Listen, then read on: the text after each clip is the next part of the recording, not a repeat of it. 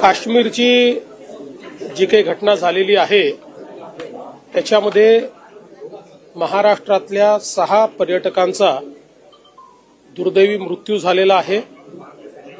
त्या 6 लोकांचे पार्थिव हे महाराष्ट्रामध्ये येणार आहेत। 4 पार्थिव 2 वेगवेगळ्या विमानाने मुंबईमध्ये येणार आहेत। 2 पार्थिव हे पुण्यामध्ये येणार आहेत। मुंबईमध्ये आशिष शेलारजी आणि मंगलप्रभात लोढाजी हे 2 मंत्री एअरपोर्टवर सगळ्या व्यवस्था पाहत आहेत। पुण्यामध्ये मुरली मोहोळजी जे केंद्रीय मंत्री आहेत ते स्वतः लक्ष घालतायत आणि माधुरीताई मिसाळ या एअरपोर्टवर उपस्थित राहतील आणि त्याचं सगळं कोऑर्डिनेशन करतील। याच्या व्यतिरिक्त आपले जे आपत्ती व्यवस्थापन मंत्री आहेत गिरीश महाजन हे स्वतः श्रीनगरला पोहोचतायत। तिथे जाऊन जे आपले पर्यटक तिथे आहेत त्यांचं कोऑर्डिनेशन आपण करतोय। याच्या व्यतिरिक्त ज्यांनी सोशल मीडियाच्या माध्यमातून किंवा SMS च्या माध्यमातून आपल्याशी संपर्क साधला त्या सगळ्यांच्या व्यवस्था आपण केलेल्या आहेत। त्यातले काही लोक आज इंडिगोने एक विशेष विमान ठेवलेलं आहे त्याच्यामध्ये आपण त्यांच्या सीट्स बुक केलेल्या आहेत, त्यांना आपण परत आणतो आहोत। आज दिवसभरात अजून कोणाकोणाला अशा प्रकारची आवश्यकता आहे परत आणण्याची व्यवस्था करायची आहे याचा सगळा आढावा घेऊन उद्या पुन्हा आम्ही केंद्रीय मंत्री आपले राज्यमंत्री श्री मुरलीधर मोहोळ यांना विनंती केली आहे की आपण इंडिगोला उद्या एक विशेष विमान त्या ठिकाणी देण्याची किंवा ऍडिशनल विमान विशेषपेक्षा त्यांच्या जे रेग्युलर ट्रिप आहेत त्यापेक्षा एक ऍडिशनल विमान महाराष्ट्रात आणणारं मुंबईला वगैरे येणारं असं त्यांनी द्यावं अशी विनंती करावी आणि त्या ठिकाणी जे काही त्याला आवश्यक तिकीट्स वगैरे आहेत त्याची व्यवस्था आपण करू। तर ते मुरली मोहोळजी ते देखील बघता आहेत। त्यामुळे वेगवेगळ्या ठिकाणी आता सगळे आपले पर्यटक सुरक्षित आहेत, पण एक त्यांच्यात एन्झायटी आहे कारण ही घटना घडल्यामुळे आम्हाला परत कसं लवकर जाता येईल अशा प्रकारचा प्रयत्न आहे। तर त्या दृष्टीने ज्या ज्या व्यवस्था करता येतील बाय रोड असेल किंवा अजून कुठल्या पद्धतीने असेल तर त्या सगळ्या व्यवस्था करण्याचा प्रयत्न आपला चाललेला आहे।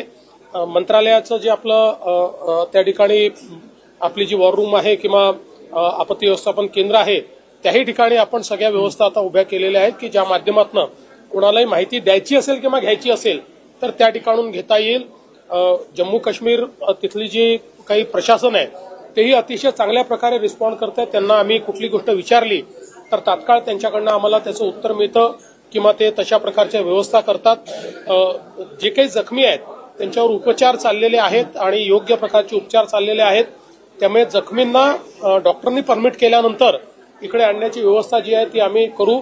त्यांच्या परिवाराला त्याच्या आधी यायचं असेल तर ते देखील आणण्याची व्यवस्था जी आहे ती आम्ही करू। दुर्दैवाने जे मृत्युमुखी पडलेले आहेत त्यांना आपण 5 लाख रुपये प्रत्येकी त्यांच्या परिवाराला त्या ठिकाणी देत असतो। अर्थात पैशाने कोणाचंही जीवन परत येऊ शकत नाही, पण एक आधार म्हणून आपण ते देतो। त्यामुळे तशा प्रकारे ती मदत देखील या ठिकाणी करण्यात येईल आणि जे जे काही करणं आवश्यक आहे ते आम्ही करतो। मी स्वतः त्याच्यामध्ये लक्ष घालतो। शिंदे साहेब, अजितदादा हे देखील त्यांच्या परीनं पूर्णपणे त्याच्यामध्ये लक्ष घालतायत आणि आपल्या राज्यातल्या पर्यटकांना अतिशय सुरक्षिततेनं इथे परत आणणं याला आता आम्ही प्रायोरिटी दिली आहे। चीड आणणारा प्रकार असा घडला की धर्म विचारून पर्यटकांवर गोळ्या झाडल्या, हे अतिशय मला असं वाटतं चीड आणणारं अशा प्रकारची जी सगळी परिस्थिती आहे की ज्याच्यामध्ये धर्म विचारून या ठिकाणी ज्या प्रकारचा गोळीबार करण्यात आलेला आहे अतिशय निंदनीय आहे। कुठेतरी सोसायटीला डिव्हाइड करण्याचा प्रयत्न आहे, या देशामध्ये एक फूट पाडण्याचा प्रयत्न या ठिकाणी करण्यात येतो आहे आणि मला विश्वास आहे की देशाचे प्रधानमंत्री मोदीजी याच्या मास्टर माइंडला शोधून काढतील आणि त्याच्यावर अतिशय कडक आणि टोकाची कारवाई होईल याबद्दल माझ्या मनात शंका नाही। महाराष्ट्रात किती पर्यटक आहेत अजून एक्झॅक्ट आकडा काही आलेला नाही, पण वेगवेगळ्या ग्रुप्समध्ये आहेत। कुठे कोणी आमच्याशी संपर्क केला आम्ही 40 लोक आहोत, कोणी संपर्क केला आम्ही 50 लोक आहोत, कारण अशा प्रकारचं रजिस्ट्रेशन तर काही नसतं, पण आता जसा संपर्क होतोय त्यातनं तो आकडा हळूहळू लक्षात येतो।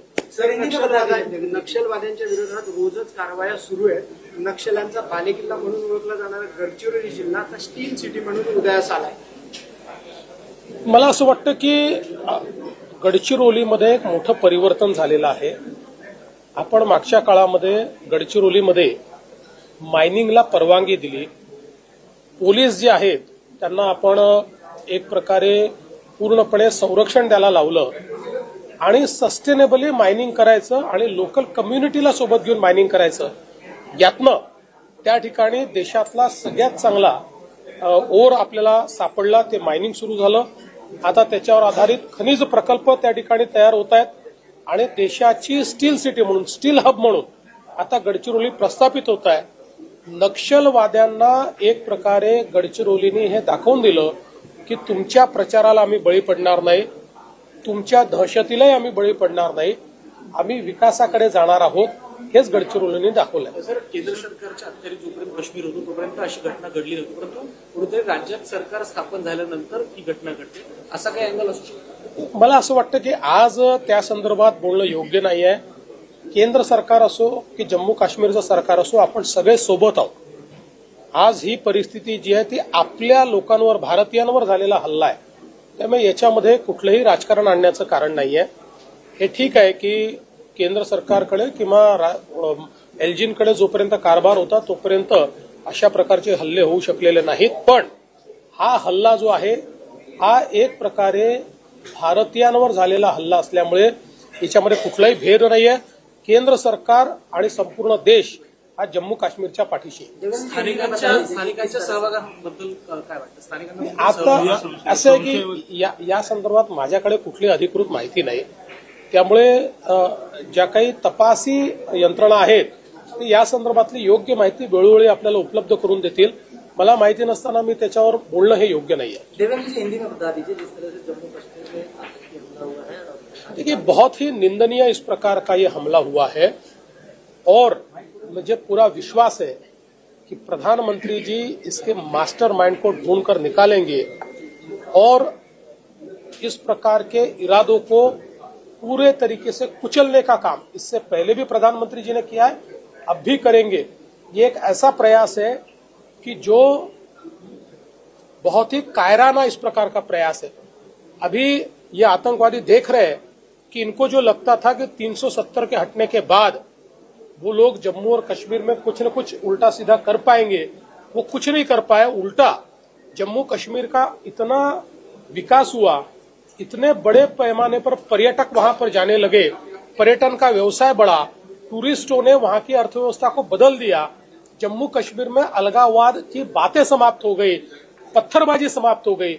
इससे जो लोग एक प्रकार से आहत हुए हैं, जो लोग इसके कारण अपने जो उनकी मानसिकता थी उनकी मानसिकता और उनके मंसूबे खत्म हो रहे हैं, ये देखने के बाद इस प्रकार का हमला उन्होंने किया है.